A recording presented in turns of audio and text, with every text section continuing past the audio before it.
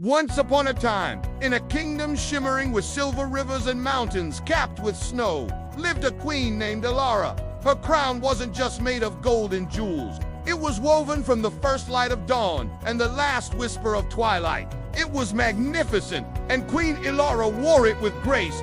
But as the years passed, a strange sadness began to settle in her heart. The crown, once a symbol of her strength, felt heavy, its brilliance a lonely echo in the vast halls of her castle. She looked out her window at her people.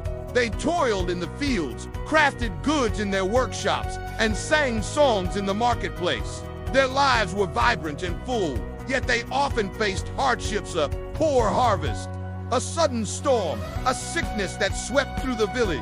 One morning, watching a blacksmith struggle to mend a broken plow, an idea sparked in Alara's mind, as bright and bold as the sun.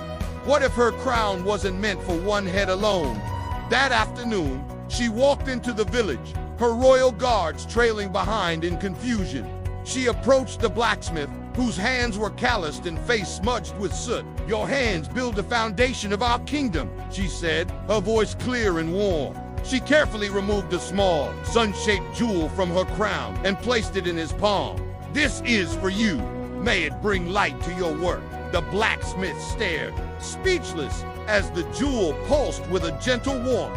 The next day, she visited a weaver whose loom had been quiet for weeks. "Your threads tell the stories of our people," Alara told her, offering a sliver of shimmering gold from the crown's band. To a farmer, she gave a gem that looked like a drop of pure rain. To a storyteller, she gave a star-like sapphire that twinkled with ancient tales. With each piece she gave away, the queen felt not a loss, but a lightness spreading through her. The heavy burden on her head and in her heart began to lift. Her advisors were horrified. "Your Majesty, you're giving away your power, your legacy," they warned. But Alara simply smiled. A crown is not power if it is not shared. Soon, a remarkable thing began to happen. The blacksmith, inspired by his sun jewel, invented new tools that made farming easier for everyone. The weaver created blankets so warm they could fend off the harshest winter chill. The farmer's crops flourished, and he shared his bounty with neighbors in need. The storyteller's tales, now filled with a new magic, brought hope and laughter to every corner of the land. The fragments of the crown weren't just pretty trinkets. They were amplifying the unique gifts of each person who held them. The kingdom began to shine not from a single point of light on the queen's head, but from 1,000 points of light scattered among its people. Queen Alara's crown was now a simple, unadorned circlet of gold. Yet, she had never felt more royal. One evening, during the annual harvest festival, she walked among her people, not as a distant ruler, but as a friend. The blacksmith's forge glowed. The weaver's tapestries decorated the town square, and the farmer's tables overflowed with food.